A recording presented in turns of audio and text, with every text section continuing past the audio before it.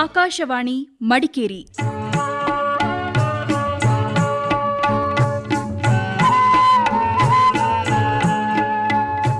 ಹಿರಿಯ ನಾಗರಿಕರೊಂದಿಗೆ ಸಂವಾದದ ಕಾರ್ಯಕ್ರಮ ಹಿರಿಯ ಜೀವಗಳ ಭಾವ. ಕೇಳಿ ಕಾರ್ಯಕ್ರಮ ಹಿರಿಯ ಜೀವಗಳ ಭಾವ.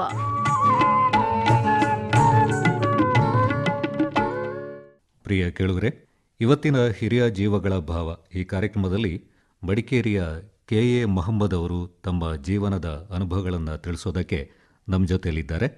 ಮೊಹಮ್ಮದ್ ಅವರು ಕರ್ನಾಟಕ ರಾಜ್ಯ ರಸ್ತೆ ಸಾರಿಗೆ ನಿಗಮ ಅಂದರೆ KSRTC ಈ ಸಂಸ್ಥೆಯಲ್ಲಿ ನಿರ್ವಾಹಕರಾಗಿ ಆ ನಂತರ ಸಂಚಾರ ನಿಯಂತ್ರಕರಾಗಿ ಕೂಡ ತಮ್ಮ ಸೇವೆಯನ್ನು ಸಲ್ಲಿಸಿದವರು.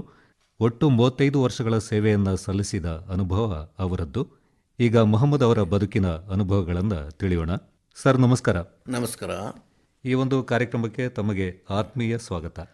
ನಮ್ಮ ಹಿರಿಯ ಜೀವಗಳ ಭಾವ ಈ ಒಂದು ಕಾರ್ಯಕ್ರಮದ ಕಳೆದ ಸಂಚಿಕೆಯಲ್ಲಿ ನಿಮ್ಮ ಜೊತೆಗೆ ಅತಿ ಹೆಚ್ಚು ವರ್ಷಗಳ ಕಾಲ ಚಾಲಕರಾಗಿ ಸೇವೆಯನ್ನು ಸಲ್ಲಿಸಿದಂತಹ BK ನಾರಾಯಣ ರೈ ಅವರನ್ನು ಮಾತಾಡಿಸಿದ್ದೆವು. ಹಾಗಾಗಿ ಇವತ್ತಿನ ಈ ಒಂದು ಕಾರ್ಯಕ್ರಮದಲ್ಲಿ ಅವರ ಜೊತೆಗೇನೆ ನಿರ್ವಾಹಕರಾಗಿ ಸುಮಾರು ವರ್ಷಗಳ ಕಾಲ ಸೇವೆ ಸಲ್ಲಿಸಿದಂತಹ ನಿಮ್ಮನ್ನು ಇವತ್ತು ಮಾತಾಡಿಸೋಣ ಅಂತ ಆಲೋಚನೆ ಬಂತು. ಈಗ ಮೊದಲಿಗೆ ನಿಮ್ಮ ಊರು ಯಾವುದು, ನಿಮ್ಮ ತಂದೆ ತಾಯಿ ಅವರ ಒಂದು ಪರಿಚಯ. ನನ್ನ ಊರು ಮಡಿಕೇರಿ. ನನ್ನ ತಂದೆಯವರ ಊರು ದಕ್ಷಿಣ ಕನ್ನಡದ ಮಂಗಳೂರಿನ ಹತ್ತಿರ ಪರಂಗಿಪೇಟೆ. ನಾನು ಹುಟ್ಟಿ ಬೆಳೆದಿದ್ದೆಲ್ಲ ಮಡಿಕೇರಿಯಲ್ಲೇ.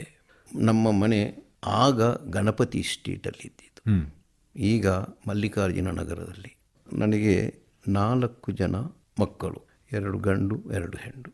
ತಂದೆಯವರ ವೃತ್ತಿ ಏನಾಗಿತ್ತು? ಆಗಿನ ಕಾಲದಲ್ಲಿ ಎತ್ತಿನ ಗಾಡಿ ನನ್ನ ತಂದೆಯವರು ಅದರಲ್ಲಿ ಜೀವನ ಸಾಗಿಸ್ತಾ ಇದ್ದರು. ಸ್ವಂತ 3 ಜೊತೆ ಎತ್ತಿನ ಗಾಡಿ ಇತ್ತು, ಬೇರೆ ಕೆಲಸದವರು ಇದ್ದರು. ಅದರ ನಿರ್ವಹಣೆಯಿಂದ ನಮ್ಮ ಜೀವನ ನಡೀತಾ ಇದ್ದಿದ್ದು. ಅಂದರೆ ಎತ್ತಿನ ಗಾಡಿಯಲ್ಲಿ ಏನನ್ನು ಸಾಗಿಸ್ತಾ ಇದ್ರು? ಎಲ್ಲ ಸಾಮಗ್ರಿಗಳನ್ನು ಸಾಕ್ತಾ ಇದ್ದರು. ಆಗ ಟೆಂಪೋ ಗಿಂಪು ಏನೂ ಇರಲಿಲ್ಲ.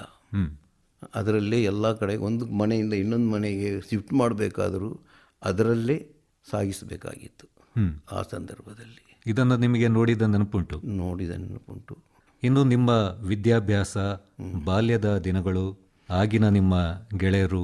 ವಿದ್ಯಾಭ್ಯಾಸ ಎಂದರೆ ನಾನು ಮಡಿಕೇರಿ ಮಾಧವಪೇಟೆಯಲ್ಲಿರುವಂತಹ ಹಿಂದೂಸ್ತಾನಿ ಮುನ್ಸಿಪಲ್ ಸ್ಕೂಲಲ್ಲಿ ನಾನು ವಿದ್ಯಾಭ್ಯಾಸ ಮಾಡಿದ್ದು 1 ರಿಂದ 5ರವರೆಗೆ. ಅಲ್ಲಿಂದ ನೆಕ್ಸ್ಟ್ ಜೂನಿಯರ್ ಕಾಲೇಜಿಗೆ ಅಟೆಂಡ್ ಆಗಿ ಅಲ್ಲಿಂದ 10th ಓದಿ ಮಡಿಕೇರಿ ಸೀನಿಯರ್ ಕಾಲೇಜಲ್ಲಿ 1 ವರ್ಷ PUC ಕೋರ್ಸ್ ಮಾಡಿದ್ದೀನಿ.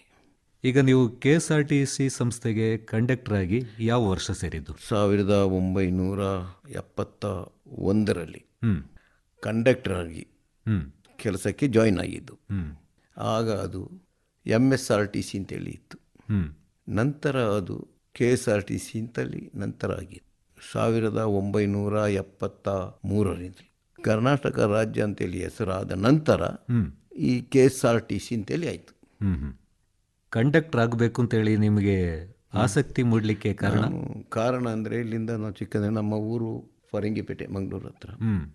ಬಸ್ಸಲ್ಲಿ ಓಡಾಡ್ತಿರುವಾಗ ಹೋಗಿ ಬರುವಾಗ ನೋಡೋ ನನಗೂ ಕಂಡಕ್ಟರ್ ಆಗಬೇಕು, ಎಲ್ಲ ಊರು ನೋಡ್ಬೋದು ಅಂತೇಳಿ ಮನಸ್ಸಲ್ಲಿ ಒಂದು ಆಸಕ್ತಿ ವಹಿಸಿ ಬಂತು. ಆದ ಕಾರಣ ನಾನು ಕಂಡಕ್ಟರ್ ಆಗಲಿಕ್ಕೆ ಇಷ್ಟಪಟ್ಟೆ. ಕಂಡಕ್ಟರ್ ಆಗಿ ಆಯ್ಕೆಯಾದ ನಂತರ ನಿಮ್ಮ ಆರಂಭಿಕ ದಿನಗಳ ಆ ಒಂದು ಅನುಭವ ಹೇಗಿತ್ತು? ಕಂಡಕ್ಟರ್ ಆಗಿ ಮಡಿಕೇರಿ ಡಿಪೋ ಕೊಟ್ಟರು ಮೈಸೂರಿನಿಂದ.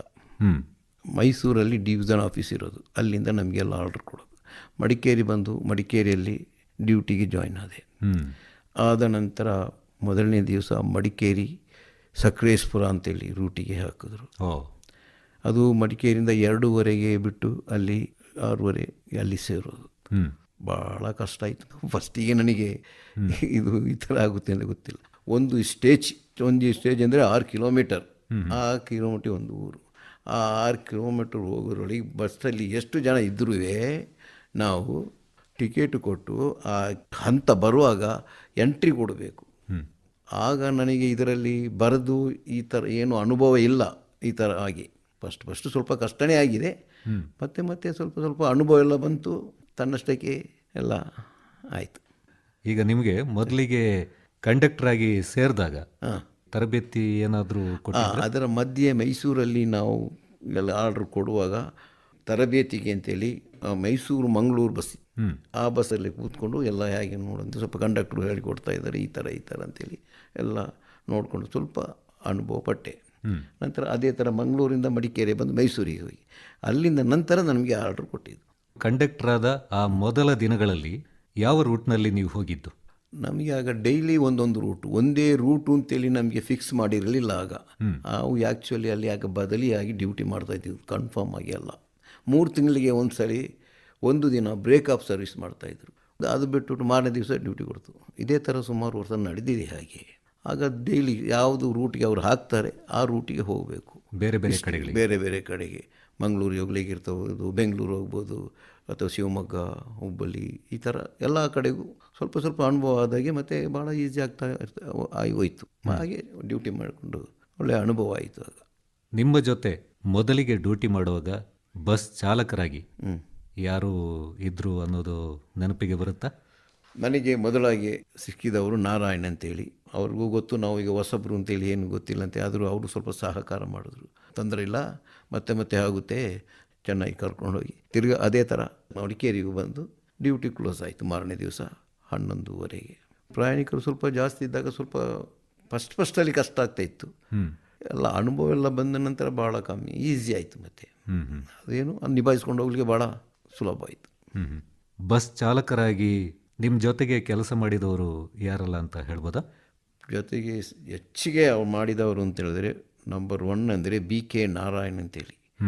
ನಾನು ಅವರು ಮಡಿಕೇರಿಯಿಂದ ಬೆಳಗ್ಗೆ 6:30 ಇಲ್ಲಿಂದ ಬಿಟ್ಟು ಮಂಗಳೂರಿಗೆ ಹೋಗೋದು, ಮಂಗಳೂರಿಂದ 11:00 ಬಿಟ್ಟು ಮಡಿಕೇರಿಗೆ ಬಂದು ಮತ್ತೆ ಮಡಿಕೇರಿಯಿಂದ ಕುಶಾಲನಗರ ಹೋಗಿ ಕಟ್ ಟ್ರಿಪ್ ಬಂದಿತ್ತು.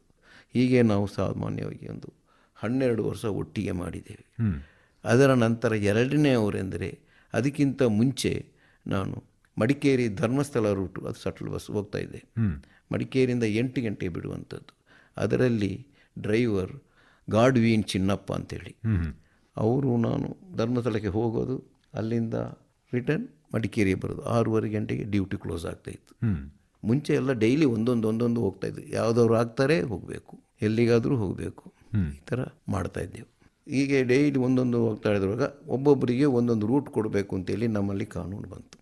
ಆಗ ನಿಮಗೆ ಯಾವುದು ಬೇಕು ಆಯ್ಕೆ ಮಾಡಿ ಅಂತೇಳಿ 3 ರೂಟ್ ಕೊಡ್ತಿದ್ದರು. ಅದರಲ್ಲಿ ನಾನು ಧರ್ಮಸ್ಥಳ, ಮಂಗಳೂರು, ಇನ್ನೊಂದು ಮೈಸೂರು ಹಾಕಿದ್ದೆ.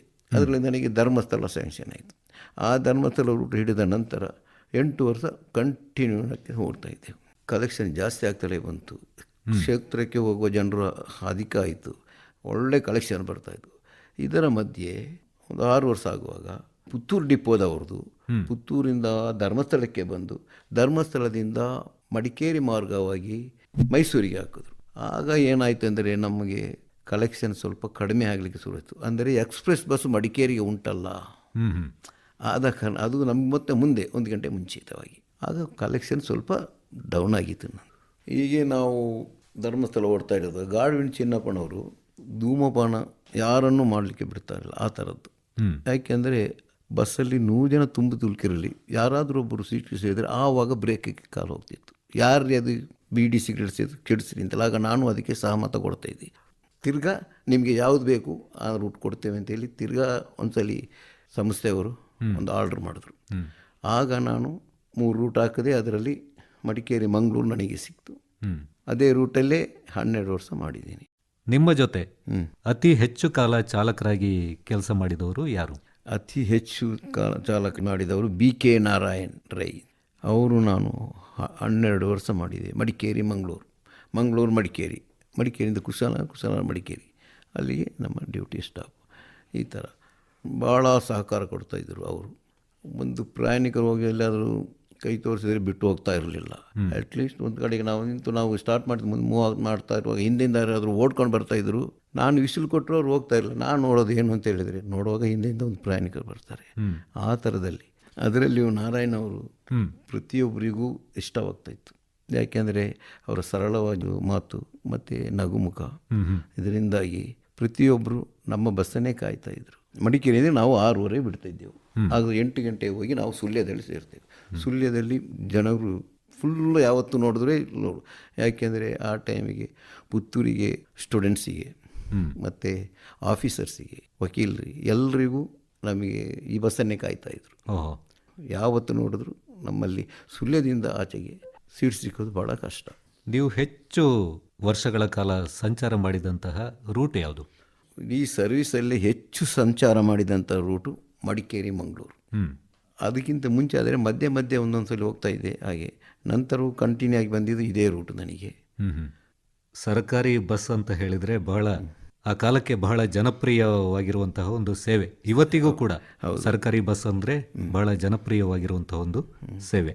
ನಿಮ್ಮ ಸ್ಟೇಜ್ ಮತ್ತು ಟಿಕೆಟ್ ಮತ್ತು ಮಂಗಳೂರು ರೂಟು ಇದು ಯಾವ ನಂಬರು ಮತ್ತು ಡಿಪೋ ಈ ಬಗ್ಗೆ?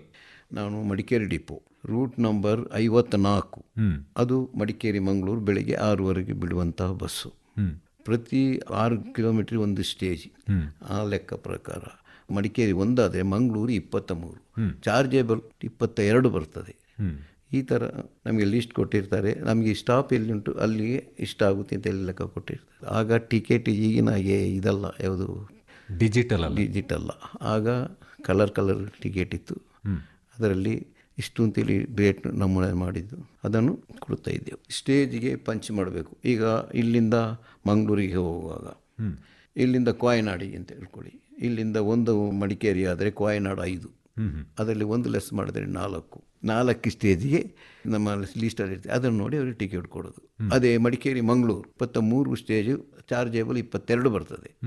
ಆಗ 22ಗೆ ಎಷ್ಟು ಲೀಸ್ಟ್ ನೋಡಿದ್ರೆ ಹಣ ಗೊತ್ತಾಗುತ್ತೆ. ಆಗ ಎಷ್ಟು ಚಾರ್ಜ್ ಇತ್ತು ಮಂಗಳೂರಿಗೆ? ನಾನು ಫಸ್ಟ್ ಹತ್ತುವಾಗ 30 ಪೈಸೆ ಸ್ಟೇಜಿಗೆ ಇದ್ದಿದ್ದು.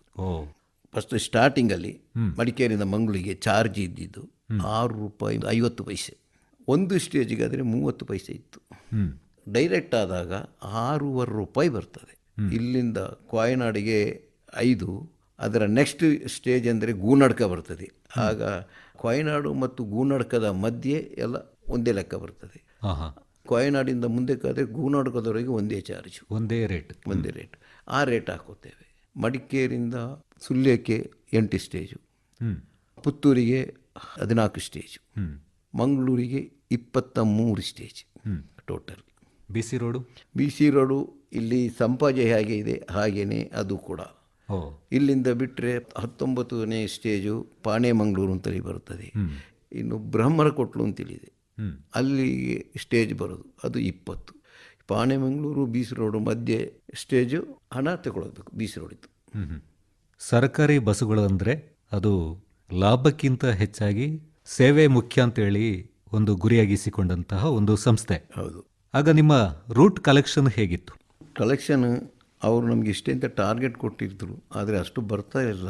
ಯಾಕೆಂದರೆ ಹೆಚ್ಚಿನವರು ಸ್ಟೂಡೆಂಟ್ಸ್ಗೆ ಎಲ್ಲ ಅನುಕೂಲ ಆಗಬೇಕು. ಆದ ಕಾರಣ ಅವರಿಗೆ ಪಾಸ್ ವಿತರಣೆ ಮಾಡ್ತಾಯಿದ್ರು. ನಮಗೆ ಕಲೆಕ್ಷನ್ ಇದರಲ್ಲಿ ಬರ್ತಾ ಇರಲಿಲ್ಲ. ಕಲೆಕ್ಷನ್ ಕಡಿಮೆ ಇದ್ದರೂ ಬಸ್ ಫುಲ್ಲಾಗಿಯೇ ಹೋಗ್ತಾಯಿತ್ತು. ನಿಜವಾಗಿಯೂ ಜನರ ಸೇವೆಗೆ ಇರುವ ಸಂಸ್ಥೆ ಅಂತೇಳಿ ಇರುವುದರಿಂದ ಅದು ಸಾಮಾನ್ಯ. ಬಸ್ಸಿನಲ್ಲಿ ಜನರು ಎಷ್ಟೇ ಇರಲಿ, ನಮ್ಮ ರೂಟ್ ನಾವು ಇಲ್ಲಿಂದ ಹೊರಟ ನಂತರ ಖಾಲಿ ಇರಲಿ, ತುಂಬಿ ತುಳುಕ್ತಾ ಇರಲಿ, ಆ ರೂಟ್ ಕಂಪ್ಲೀಟ್ ಹೋಗಿ ಬರಬೇಕು. ಜನರ ಸೇವೆಯೇ ಜನಾರ್ದನ ಸೇವೆ ಅಂತೇಳಿ, ಜನ ಇಲ್ಲ ಅಂತೇಳಿ ನಿಲ್ಲಿಸ್ಕೊಂಡು ಮಾಡಲಿಕ್ಕೆ ಬರೋಲ್ಲ. ಆದ ಕಾರಣ ಕಂಟಿನ್ಯೂ ಆಗಿ ಡ್ಯೂಟಿ ಮಾಡ್ತಾಯಿದ್ದೆವು. ನಮ್ಮ ಮಂಗಳೂರು ಡಿವಿಷನಲ್ಲಿ ಇಡೀ ಡಿವಿಷನಲ್ಲೇ ನಮ್ಮ ರೂಟಿನ ಕಲೆಕ್ಷನ್ ಹೈಯೆಸ್ಟ್ ಆಗಿತ್ತು. ನಮ್ಮ ಬಸ್ಸಲ್ಲಿ ಪ್ರತಿನಿತ್ಯ ಜನ ತುಂಬಿ ತುಳುಕ್ತಾ ಇದ್ದು. ಇಲ್ಲಿಂದ ಹೊರಟ ನಂತರ ಸುಳ್ಯದಿಂದ ಆಚೆಗೆ ಖಾಲಿ ಅಂತೇಳಿ ಹೋಗಿದ್ದಿಲ್ಲ. ಅಲ್ಲಿಂದ ಬರುವಾಗಲೂ ಕೂಡ ಫುಲ್ಲಾಗಿಯೇ ಬರ್ತದೆ. ಅಂದರೆ 100-130ರವರೆಗೂ ನಾವು ಜನ ಹಾಕಿ ಕರ್ಕೊಂಡು ಹೋಗಿದ್ದೇವೆ ಸೀಸನ್ನಲ್ಲಿ. ಆದ ಕಾರಣ ಅದು ಕಲೆಕ್ಷನ್ ಬರ್ತಾಯಿತ್ತು. ಒಂದೊಂದು ಸಲ ಬಸ್ ತುಂಬ ರಶ್ ಆಗುತ್ತೆ. ಅಂತಹ ಸಂದರ್ಭದಲ್ಲಿ ಅದನ್ನು ಹೇಗೆ ನಿಭಾಯಿಸ್ತಾ ಇದ್ರಿ? ನಾವು ಜನರ ಸೇವೆಗೆ ಬಂದಿದ್ದು, ಅದು ಹೊಟ್ಟೆಪಾಡಿಗೂ ಹೌದು, ಆಯಿತಾ. ಆದರೆ ಅವರು ಜನ ತುಂಬಿದ್ದಾರೆ ಅಂತೇಳಿ ನಾವು ಕೋಪ ಮಾಡಿಕೊಂಡ್ರೆ ಆಗುವುದಿಲ್ಲ. ಅವರಿಗೆ ತಕ್ಕ ನಾವು ನಡೆದುಕೊಂಡು ಹೋಗಬೇಕು. ಪ್ರತಿಯೊಬ್ಬರು ನನ್ನ ಜೊತೆಯಲ್ಲಿ ಭಾಳ ಒಳ್ಳೆಯ ಥರದಲ್ಲೇ ಬರ್ತಾಯಿದ್ವು. ಪ್ರತಿಯೊಬ್ಬ ಪ್ರಯಾಣಿಕರು ಜಗಳಕ್ಕೆ ಯಾರೂ ಬಂದಿದ್ದು ನನ್ನ ಗಮನಕ್ಕೆ ಬಂದಿಲ್ಲ. ಆದ ಕಾರಣ ಚೆನ್ನಾಗಿ ನಡೆದಿದೆ. ಪ್ರಯಾಣಿಕರ ಒಂದು ಸಹಕಾರ ಕೂಡ ಮುಖ್ಯ ಆಗುತ್ತೆ. ಅವರ ಸಹಕಾರ ಇಲ್ಲದೆ ಯಾವ ಕಾರಣಕ್ಕೂ ನಮಗೆ ಚೆನ್ನಾಗಿ ಡ್ಯೂಟಿ ಮಾಡಲಿಕ್ಕೆ ಸಾಧ್ಯ ಇಲ್ಲ. ಅವರು ಕೂಡ ನಮಗೆ ಸಹಕರಿಸಬೇಕು. ಕೆಲವು ಕಡೆ ಚಿಲ್ಲರೆ ಇರೋಕ್ಕಿಲ್ಲ, ಚಿಲ್ಲರೆ ಕೊಟ್ಟು ಅವರು ಸಹಕರಿಸಬೇಕು, ಅದು ಕೂಡ ಉಂಟು ಇದರಲ್ಲಿ. ಚಿಲ್ಲರೆ ಇಲ್ಲದೆ ಇರುವಾಗ ಏನು ಮಾಡ್ತಾಯಿದ್ವಿ ನಾವು, ಬಸ್ಸಿನ ಟಿಕೆಟ್ನ ಹಿಂದುಗಡೆ ಬರೆದು ಕೊಡ್ತೇವೆ. ಅದನ್ನು ಮಾತ್ರ ಆಯಾಯ ಊರು ಇಳಿಯುವಾಗ, ಇಲ್ಲಿ ಬಿಟ್ಟರೆ ಈಗ ಸುಳ್ಯದಲ್ಲಿ ಎಲ್ಲ ಇಳಿತಾ ಇರುವಾಗ ಯಾರಿಗಾದರೂ ಚಿಲ್ಲರೆ ಬಾಕಿ ಇದ್ದರೆ ಕೇಳಿಕೊಳ್ಳಿ ಅಂತೇಳಿ ನೆನಪು ಮಾಡ್ತಾಯಿದ್ದೆ. ಅದೇ ಪುತ್ತೂರಲ್ಲಿ ಆದರೂ ಹಾಗೆ, ಮಂಗಳೂರಲ್ಲಿ ಅದು ಮಾತ್ರ ನಾನು ಮಾಡ್ತಾಯಿದ್ದೆ. ಅವರು ಚಿಲ್ಲರೆ ಕೊಟ್ಟು ಸಹಕರಿಸ್ತಾ ಇದ್ದರು. ಈಗ ಚಿಲ್ಲರೆ ಸಮಸ್ಯೆ ಅದು ದೊಡ್ಡ ಸಮಸ್ಯೆ, ಅದು ದೊಡ್ಡ ಸಮಸ್ಯೆ. ಆಗಿನ ಆ ಒಂದು ಕಾಲದಲ್ಲಿ ಈ ಬಸ್ಸು ಟೈರ್ ಪಂಚರ್ ಆಗೋದು ಇಲ್ಲ ಇಂಜಿನ್ ಕೆಟ್ಟು ನಿಲ್ಲೋದು ಬಹಳ ಸರ್ವೇ ಸಾಮಾನ್ಯವಾಗಿದ್ದ ಆ ಒಂದು ಕಾಲ. ಹೌದು. ಅಂತಹ ಸಂದರ್ಭದಲ್ಲಿ ನಿಮ್ಮ ಚಾಲಕರ ಜೊತೆಗೆ ನಿಮ್ಮ ಸಹಕಾರ ಹೇಗಿರ್ತಾ ಇತ್ತು? ಮೆಕ್ಯಾನಿಕ್ ಏನು ಗೊತ್ತಿರುವಂಥದ್ದು ಅಲ್ಲ, ಆದರೂ ನಮ್ಮಿಂದ ಆಗುವಂಥ ಸಹಾಯ ನಾವು ಒಟ್ಟಿಗೆ ಸೇರ್ಕೊಂಡು ಮಾಡ್ತಾಯಿದ್ವಿ. ಮತ್ತು ಡಿಪೋ ಫೋನ್ ಮಾಡಿದ್ರೆ ಅಲ್ಲಿಂದ ಜನ ಬರ್ತಾಯಿದ್ರು, ಅದು ಮಾಡ್ತಿದ್ರು. ಮತ್ತು ಈ ಟೈರ್ ಪಂಚರ್ ಎಲ್ಲ ಆದರೆ ನಮ್ಮ ಡ್ರೈವರೇ ಮಾಡ್ತಾಯಿದ್ರು, ಅವರಿಗೆ ಸಹಕಾರ ಮಾಡ್ತಾಯಿದ್ದೆವು. ಕಂಡಕ್ಟರ್ ಆಗಿ ಎಷ್ಟು ವರ್ಷ ನೀವು ಕೆಲಸ ಮಾಡಿದ್ದು? 27 ವರ್ಷ ಕಂಡಕ್ಟರ್ ಆಗಿ ಮತ್ತು 8 ವರ್ಷ ಟಿ ಸಿ ಆಗಿ ಕೆಲಸ ಮಾಡಿದ್ದೀನಿ. ಟಿ ಸಿ ಆಗಿ ಎಲ್ಲೆಲ್ಲಿ ಕೆಲಸ ಮಾಡಿದ್ರಿ? ಟಿ ಸಿ ಆಗಿ ಮಡಿಕೇರಿ, ಸೋಮವಾರಪೇಟೆ, ವಿರಾಜಪೇಟೆ, ಕುಶಾಲನಗರ, ಈ 4 ಪ್ಲೇಸಲ್ಲೂ ಮಾಡಿದ್ದೀನಿ. ಅಂದರೆ ಕೊಡಗಿನಲ್ಲೇ, ಬೇರೆ ಎಲ್ಲಿಲ್ಲ, ಹೊರಗೆ ಹೋಗಿಲ್ಲ. ಬಸ್ ಕಂಡಕ್ಟರ್ ಆಗಿ ಸಾಕಷ್ಟು ಊರುಗಳಿಗೆ ನೀವು ಹೋಗಿದ್ದೀರಿ, ಸಾವಿರಾರು ಜನರ ಪರಿಚಯ ಕೂಡ ಆಗಿರುತ್ತೆ. ಅವರಲ್ಲಿ ನಿಮ್ಮ ನೆನಪಿಗೆ ಬರುವಂಥವರು ಯಾರು? ನನ್ನ ನೆನಪಿಗೆ ಬರುವಂಥವ್ರು ಅಂದರೆ ಸಂಪಾಜೆಯಿಂದ ಸಿದ್ದಿ ಗಣಪತಿ ಭಟ್ರು. ಅವರು ನಮ್ಮ ಬಸ್ಸಿಗೆ ಸಾಮಾನ್ಯವಾಗಿ ಪರ್ಮನೆಂಟಾಗಿ ಬರ್ತಾಯಿದ್ರು. ಸಂಪಾಜೆಯಿಂದ ಪುತ್ತೂರವರೆಗೂ ಬಂದು ಅವ್ರಿಗೇನಾದ್ರು ಕೆಲಸ ಕಾರ್ಯ ಇದ್ದಾಗ ಬರೋದು ಸಾಮಾನ್ಯ. ಡೈಲಿ ಅಲ್ಲದ್ರೂ ವಾರಕ್ಕೆ 3-4 ಸಲ ಆದರೂ ಬರ್ತಾಯಿದ್ರು. ಅವರು ಬಂದರೆ ನಮ್ಮ ಬಸ್ಸಿನಲ್ಲಿ ಹಾಸ್ಯ ಮಾತು ಆಗಾಗ ಆಡ್ತಾ ಇರ್ತಾಯಿದ್ರು. ಅವರ ಹಾಸ್ಯಕ್ಕೆ ಎಲ್ಲರೂ ನಗಾಡ್ತಾಯಿದ್ರು, ಎಲ್ಲರಿಗೂ ಖುಷಿ ಪಡ್ತಾಯಿದ್ರು. ಈಗ ಅವ್ರು ತೀರ್ಕೊಂಡಿದ್ದಾರೆ. ಬೇರೆ ಯಾರಾದರೂ ನೆನಪಿಗೆ ಬರ್ತಾರೆ? ಪುರುಷೋತ್ತಮ ಅಂತೇಳಿ ಸುಳ್ಯದಿಂದ ಪುತ್ತೂರು ಫಿಲೋಮಿನಾ ಕಾಲೇಜಿನ ಲೆಕ್ಚರರ್, ಪುರುಷೋತ್ತಮ ಅಂತೇಳಿ, ಅವರು ಡೈಲಿ ಬರ್ತಾಯಿದ್ರು. ಹೇಗೆ ಇರಲಿ, ಆದರೆ ಸೀಟ್ ಇಲ್ಲದರೂ ಅವರು ಬಂದೇ ಬರೋದು ಗ್ಯಾರಂಟಿ. ಇಂಥ ಸಂದರ್ಭದಲ್ಲಿ ನನಗೆ ಒಂದು ಸಲ ಉದಯವಾಣಿ ಪೇಪರಲ್ಲಿ ನನ್ನ ಡ್ರೈವರ್ ಬಿ ಕೆ ನಾರಾಯಣ್ ಅವರ ಬಗ್ಗೆ ಒಂದು ಆರ್ಟಿಕಲ್ ಬಂತು, ಒಳ್ಳೆ ಡ್ರೈವರ್ ಕಂಡಕ್ಟ್ರು ಅಂತೇಳಿ. ಅದು ಉದಯವಾಣಿ ಪೇಪರಲ್ಲಿ ಬಂತು. ಅದರ ನಂತರ ಅವರು ಭಾಳ ಖುಷಿಪಟ್ಟು ನನಗೆ ಅವರು ಅದನ್ನೇ ಒಂದು ಫೋಟೋ ಮಾಡಿ ನನಗೆ ಗಿಫ್ಟ್ ಕೊಟ್ಟಿದ್ದರು. ಇದು ನೆನಪಿಗೆ ಬರ್ತದೆ. ನಿಮ್ಮ ಸೇವೆಯನ್ನು ಗುರುತಿಸಿ ಯಾವುದಾದ್ರೂ ಪ್ರಶಸ್ತಿಗಳು ಬಂದಿದೆ? ಸೇವೆಯನ್ನು ಗುರುತಿಸಿ ನಮ್ಮ ಸಂಸ್ಥೆಯಿಂದ ಸ್ವಾತಂತ್ರ್ಯೋತ್ಸವಕ್ಕೆ ನಮಗೆ ಸಂಸ್ಥೆಯಿಂದ 1992 ಇಸ್ವಿ ಆಗಸ್ಟ್ 15ರಂದು ಪ್ರಶಸ್ತಿ ಕೊಟ್ಟು ನನ್ನನ್ನು ಸನ್ಮಾನಿಸಿದ್ದಾರೆ ನಮ್ಮ ಸಂಸ್ಥೆಯಿಂದ ವತಿಯಿಂದ. ಸರ್, ನೀವು ಕಂಡಕ್ಟರ್ ಆಗಿ ಸೇವೆಯಲ್ಲಿದ್ದಾಗ ಅಂದರೆ ಬಸ್ನಲ್ಲಿರುವಾಗ ದಿನದ ಬಹುತೇಕ ಸಮಯವನ್ನು ಬಸ್ನಲ್ಲೇ ಕಳಿತೀರಿ. ನಿಮ್ಮ ಡ್ಯೂಟಿ ಮುಗ್ದ ಮೇಲೆ ಮನೆಗೆ ತಲುಪುವಾಗ ತುಂಬ ಲೇಟ್ ಆಗುತ್ತೆ. ಹಾಗಾಗಿ ಬಸ್ನಲ್ಲೇ ಹೆಚ್ಚಿನ ಸಮಯವನ್ನು ಕಳೆಯುವಂಥದ್ದು, ಈ ಒಂದು ಅನುಭವ ಹೇಗಿರ್ತಾ ಇತ್ತು? ಬಸ್ಸಿನಲ್ಲಿ ಹತ್ತಿದ ನಂತರ ಇಳಿಯೋವರೆಗೂ ಪ್ರಯಾಣಿಕರು ಒಟ್ಟಿಗೆ ಮಾತಾಡಿಕೊಂಡು ಕೂತ್ಕೊಂಡು ಹೋಗುವಾಗ ಸಮಯ ಹೋಗೋದೇ ಗೊತ್ತಾಗ್ತಾ ಇರಲಿಲ್ಲ. ಟೈಮ್ ಪಾಸ್ ಆಗ್ತಾಯಿತ್ತು. ಆಗಿ ಬಂದ ನಂತರ ಕ್ಯಾಸ್ ಕಟ್ಟಿದ ಮೇಲೆ ಮತ್ತು ಮನೆಯಲ್ಲಿ ಮಕ್ಕಳ ಜೊತೆಯಲ್ಲಿ ಅದು ಖುಷಿ ಆಗ್ತಾಯಿದೆ.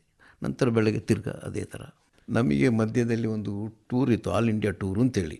ಒಂದು ಹೊಸ ಬಸ್ಸು ಕೊಟ್ಟು ನಮ್ಮ ಮಂಗಳೂರು ಡಿವಿಷನ್ನಿಂದ ಒಂದು ಟೂರ್, ಯಾರಿಗೆಲ್ಲ ಇಚ್ಛೆ ಇದೆ ಬರ್ಬೋದು ಅಂತೇಳಿ.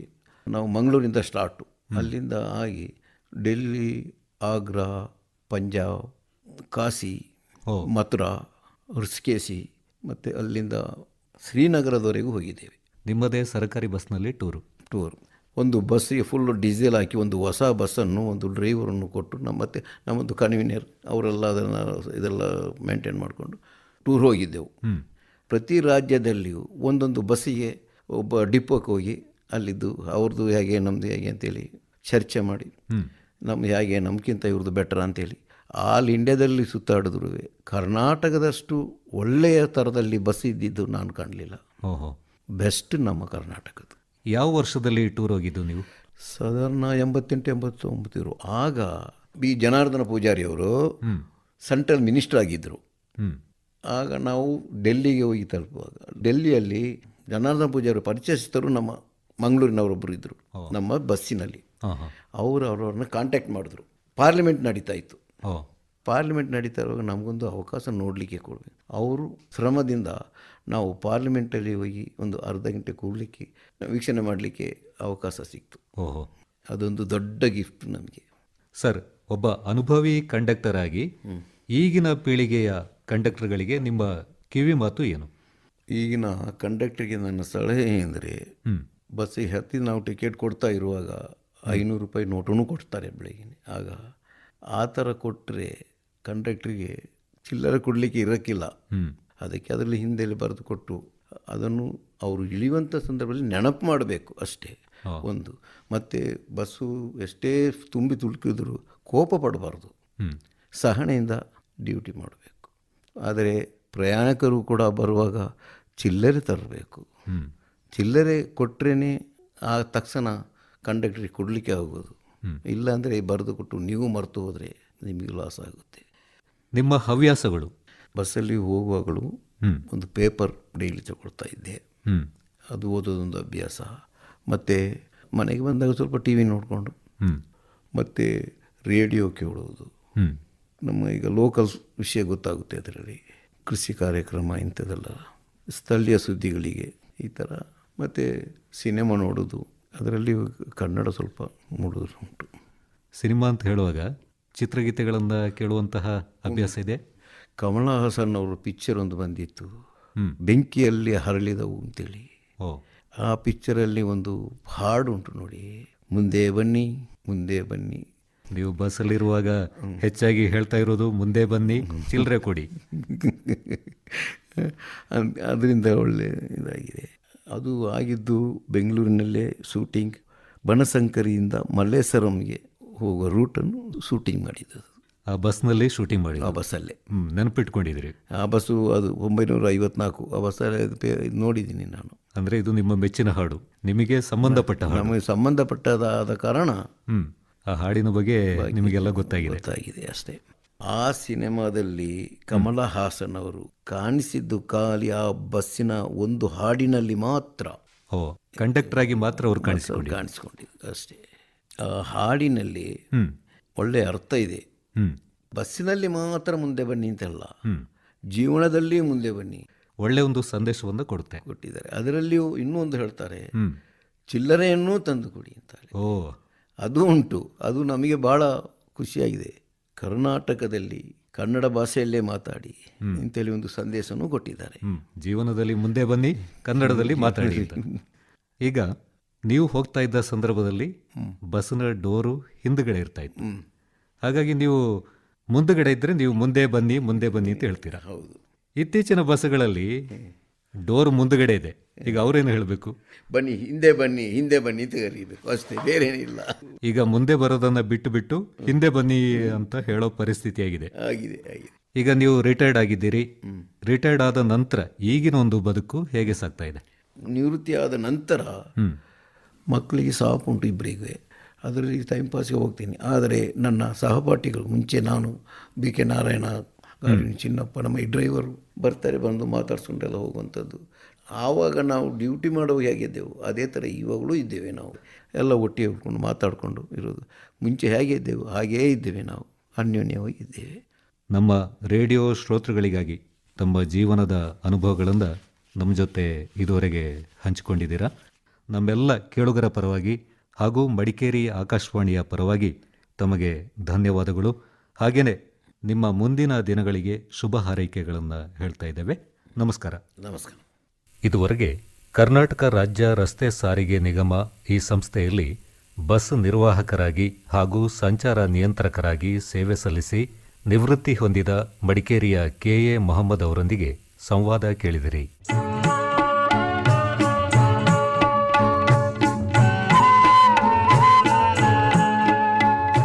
ಇದುವರೆಗೆ ಹಿರಿಯ ಜೀವಗಳ ಭಾವ, ಹಿರಿಯ ನಾಗರಿಕರೊಂದಿಗೆ ಸಂವಾದ ಕೇಳಿದಿರಿ. ಪ್ರಸ್ತುತಪಡಿಸಿದವರು BS ರಫೀಕ್ ಅಹಮದ್.